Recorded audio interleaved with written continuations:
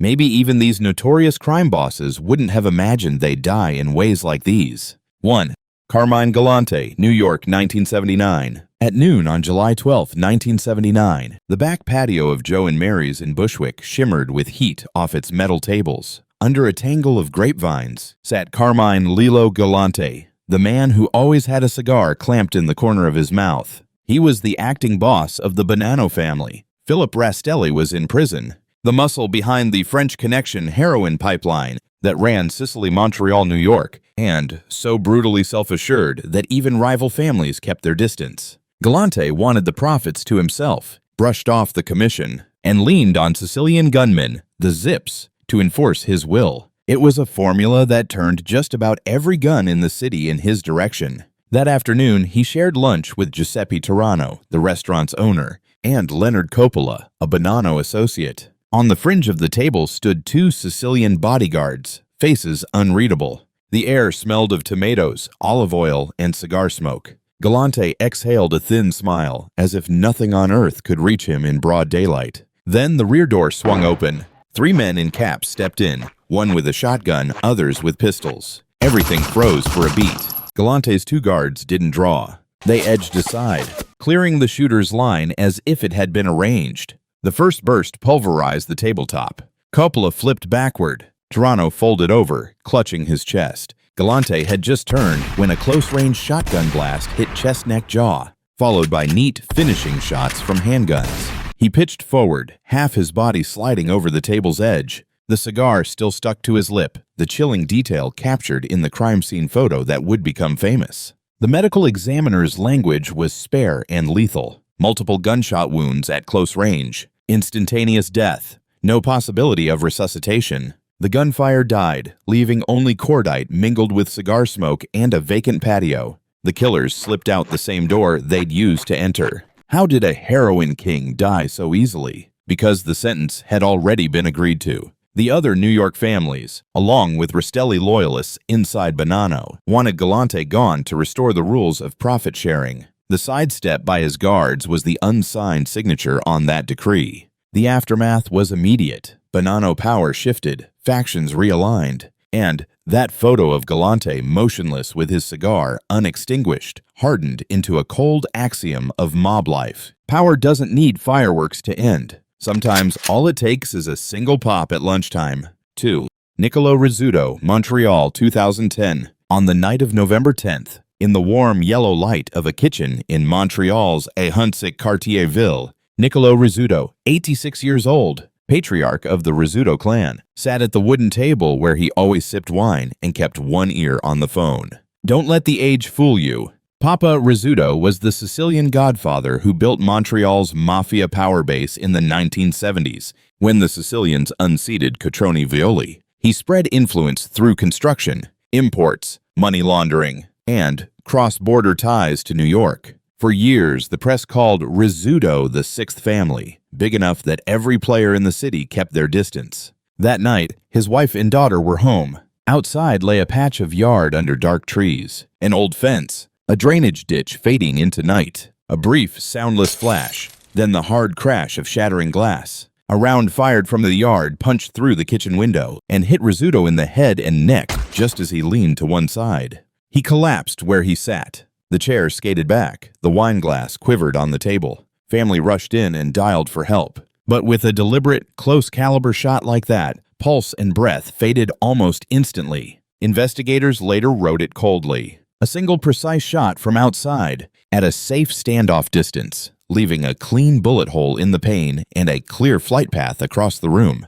The killing was a final exclamation point in a long purge. Nick Rizzuto Jr., the grandson, had been gunned down in 2009. Paolo Renda, the brother-in-law and right hand, was kidnapped and disappeared in mid-2010. Agostino Contrera, a longtime ally, fell outside a corner store. All of it unfolded while Vito Rizzuto, Nicolo's son and the de facto boss, was still in a U.S. prison for the Bonanno Three Capos case. The bullet through the kitchen window didn't just kill an old man. It closed the books on a dynasty while its chief was away. A blunt message. The Rizzuto era was over. Police sealed off a kitchen that still smelled of wine and smoke. The hole in the window pane became a wintry emblem of a clean execution.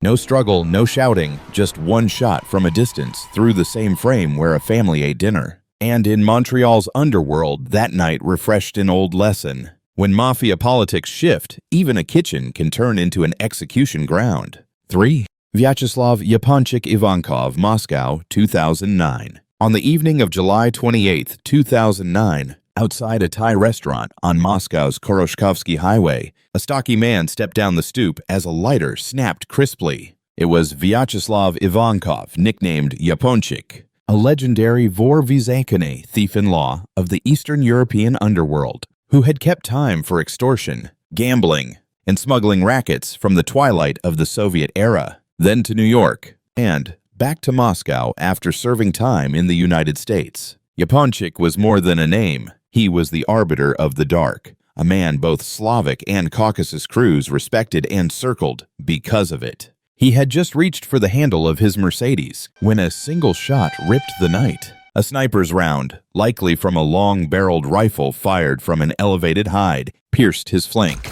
Yaponchik buckled, slamming against the edge of the car door, a half-smoked cigarette still pinched between his fingers. His driver and bodyguard scrambled to lift him. His white shirt bloomed red across the lower back in seconds. An ambulance rushed in, siren carving through the Moscow dark.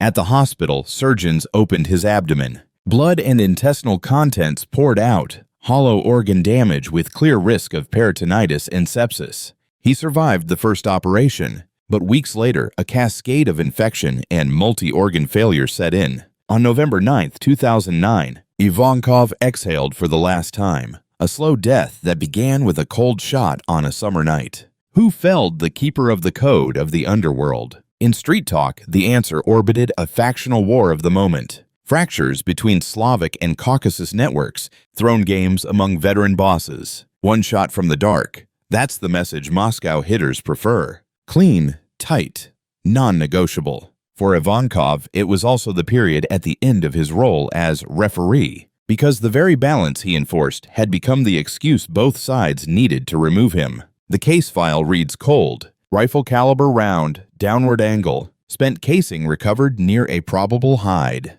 A dry scene, no shouting, no chase. Just one man down, pulse fading, skin turning ashen, abdomen swelling from internal bleeding. Outside the hospital, men in dark coats clustered, phones passing hand to hand. In that world, Yaponchik was a legend. But legends die like anyone else. One bullet, straight across the line between life and death. Then time and infection finishing the job. And Moscow that night, as always, swallowed the gunshot into the streetlights. The darkness spoke, then fell silent. 4. Arturo Beltrán Leyva, sick 2009. On the night of December 16, 2009, inside a luxury high-rise in Cuernavaca, the door to the second-to-last apartment sat ajar while a man known as El Barbas, Arturo Beltrán Leyva, listened to the wind curling around the balcony. He wasn't just the boss of the Beltrán Leyva organization, BLO, after breaking from Sinaloa. He was the name that terrified Mexico's Golden Triangle and the Central American Corridor, a man who opened routes for narcotics, kidnappings, money laundering, and bought officials at will. Then ignited open war with Guzman El Chapo after Alfredo's arrest in 2008. In Cuernavaca, he hid among blue pools and trimmed lawns. Inside the condo, saint statues, candle smoke, and phones overheating with the war outside. By late afternoon, Mexican Marines tightened the cordon. Intel said El Barbas was holed up in a high-floor unit with bodyguards, heavy weapons, and grenades. Elevators were locked, stairwells blocked. A breaching charge snapped. Then tactical lights slashed the dark. Neighbors crouched behind sofas as gunfire drummed through concrete. Chunks of plaster fell to reveal rebar, the air thick with propellant. The entry team pressed forward. Blast grenades rolled down the hall. A bullhorn ordered surrender under the thump of a helicopter overhead. Inside, fire was returned. Then bursts came shorter and shorter, like a room running out of breath as it was peeled open. Arturo's final moment came without any outlaw monologue. Multiple gunshot wounds. His body collapsing in the living room amid spent casings, glass shards, and toppled furniture. The coroner's line was blunt. dead at the scene from exsanguination and massive trauma after a firefight. When the tactical lights dimmed, 2 layers of ruin emerged. Bodyguards down by the door, weapons scattered, holy cards, amulets, and cash under the boots of Marines. Photos that leaked later jolted Mexico. The kingpin's corpse arranged in humiliation, bills strewn over him, and a nationwide argument over whether the drug war had slipped into spectacle. The raid wasn't cheap. 1 Marine was killed and several wounded. 3 days later, gunmen stormed the fallen Marine's home in Tabasco and murdered family members. A brutal message that El Barbas's death would be paid back in blood. On the underworld map, BLO fractured. Loyalists to Hector Beltrán formed the Cartel del Pacifico Sur. Allies of La Barbie split off. And Morelos, once a resort backyard, lit up as a battleground. Arturo Beltrán Leyva died in the second-to-last apartment of a lavish tower, halfway between the summit and the void. From that balcony, he once thought he could look down on everything. But on that Cuernavaca night, the state arrived with steel, shattered glass, and chain of custody forms. As the body bag slid across the lobby, El Barbas's life closed exactly as it was lived. Loud, violent, and leaving a vacuum immediately stuffed with new gun barrels. Anyone standing below, staring at the darkened window, understood. One rein had just been cut off, in the thud of boots on carpet and the scratch of a pen on an autopsy form.